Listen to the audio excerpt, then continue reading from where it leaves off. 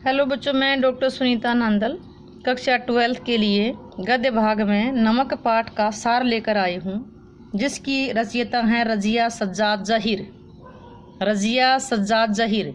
देखो, यहाँ ज के नीचे बिंदी आई है, ज के नीचे बिंदी आई है। ज न होकर के इसका उच्चारण ज होगा। ज क्यों है? क्योंकि ये उर्दू का शब्द है और उर्दू के शब्दों में इसको बिंदी ना बोल करके क्या बोलते हैं? नुक्ता बोलते हैं। क्या बोलेंगे? नुक्ता।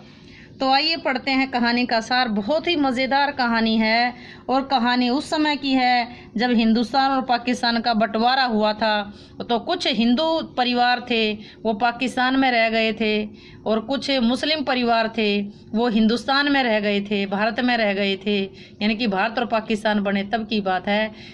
मतलब उनके जो यारे प्यारे रिश्तेदार थे वो भी बिछुड़ गए थे। तो जब उनको मिलने जाना होता था तो कैसा महसूस करते थे वो इस कहानी में बताया गया है।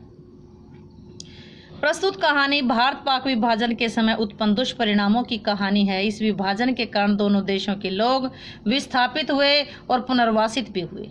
उनकी धार्मिक भावनाओं का यहाँ वर्णन किया गया है। पाकिस्तान से विस्थापित होने वाली एक सिख बीवी लाहौर को अब भी अपना वतन मानती है। भेंट के रूप में वह लाहौर का नमक पाना चाहती है। इसी प्रकार एक पाकिस्तानी कस्टम अधिकारी दिल्ली को अपना वतन कहता है, यानी दिल्ली को।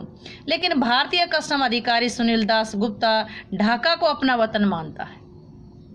आप देखिए, सिख बीबी जो थी वो किसको मानती है? लाहौर को। कस्टम अधिकारी किसको मानता है? दिल्ली को। सुनील दास गुप्ता जो कस्टम अधिकारी वो किसको मानता है? ढाका को। अपने वतनों से विस्थापित होकर ये लोग अपने मूल जन्म स्थान को भुला नहीं पाते, यानी कि जन्मभूमि पुकारती है। रजिया सज्जाद जहीर का कहना है कि ऐसा समय भी आएगा जब इन राजनीतिक सीमाओं का कोई महत्व नहीं होगा। लेखिका की आशा का पूरा होना भारत, पाकिस्तान तथा बांग्लादेश तीनों देशों के लिए कल्याणकारी है। एक बार सफिया अपने पड़ोसी सिख परिवार के घर कीर्तन में भाग लेने गई थी।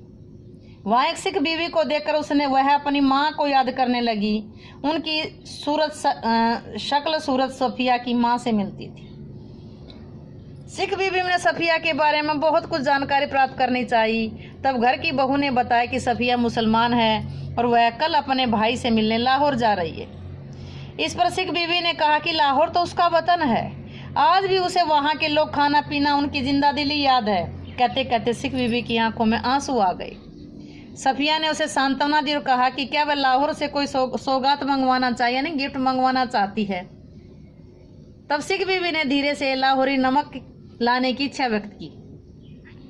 सफिया लाहौर में 15 दिनों तक रही। उसके रिश्तेदारों ने खूब खातिरदारी की और उसे पता भी नहीं चला कि 15 दिन कैसे बीत गए।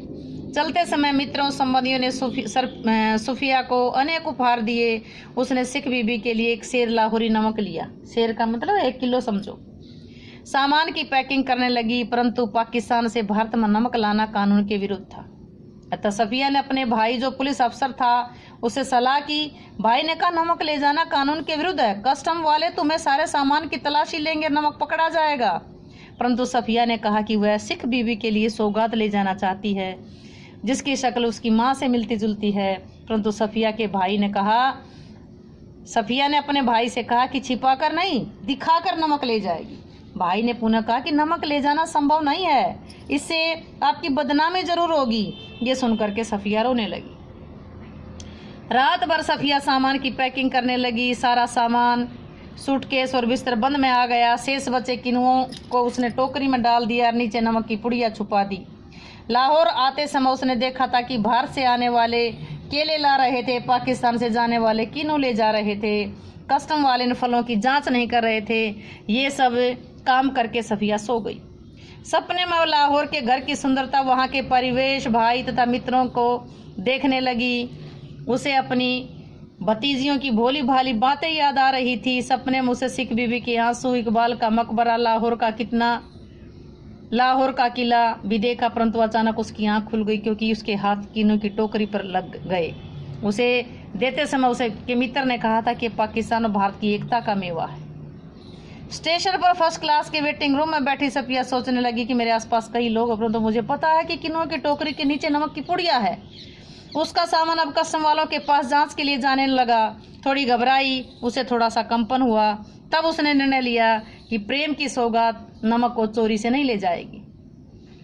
उसने नमक की पुड़िया को निकालकर अपने हैंडबैग में रख लिया। सब सामान जांच के बाद रेल की ओर भेजा जाने लगा तो उसने कस्टम अधिकारी से इस बारे में चर्चा की। उसने अधिकारी से पूछ लिया कि वह कहाँ का निवासी से है। उसने कहा उसका वतन दिल्ली है। आखिर सफिया ने नमक की पुड़िया बैग से निकाल करके अफसर की मेज पर रख दी और सारी बात बता दी। कस्टम अधिकारी ने स्वयं नमक की पुड़िया को सफिया के बैग में रखा और कहा, मोहब्बत तो कस्टम से इस तरह गुजर जाती है कि कानून हैरान रह जाता है। अंत में उस अधिकारी ने कहा कि जामा मस्जिद की सीढ़ियों का मेरा सलाम कहिएगा। उस खातून को यह नमक देते वक्त मेरी तरफ से कहिएगा कि लाहौर अभी भी उनका वतन है, दिल्ली मेरा है। तो बाकी सब रफ्ता रफ्ता यानी कि धीरे धीरे ठीक हो जाएगा। अंततः गाड़ी भारत की ओर चल पड़ी। अटारी स्टेशन पर पाकिस्तान पुलिस नीचे उतर गई, हिंदुस्तानी पुलिस चढ़ गई।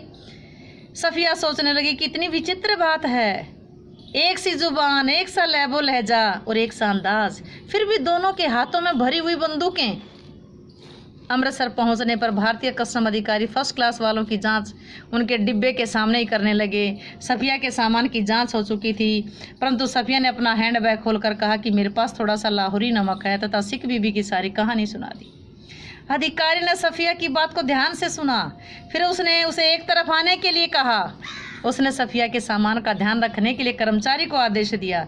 वह सफिया को प्लेटफॉर्म के कमरे में ले गया, उसे आदरपूर्वक बिठाया, उसे चाय पिलाई, फिर उसे एक पुस्तक उसे दिखाई जिस पर लिखा था शमसुल इस्लाम की तरफ से सुनील दास गुप्ता को प्यार के साथ, ढाका 1946। पुस्तक का नाम था शमसुल इस्लाम की तरफ से सुनील दास गुप्ता को प्यार के साथ, ढाका 1946।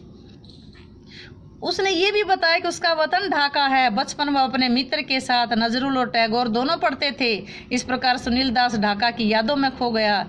वैसे तो डाब कलकत्ता में भी होता है, जैसे नमक यहाँ होता है। हमारे यहाँ डाब की क्या बात, हमारी ज़मीन, हमारे पानी में मजाक कुछ और है।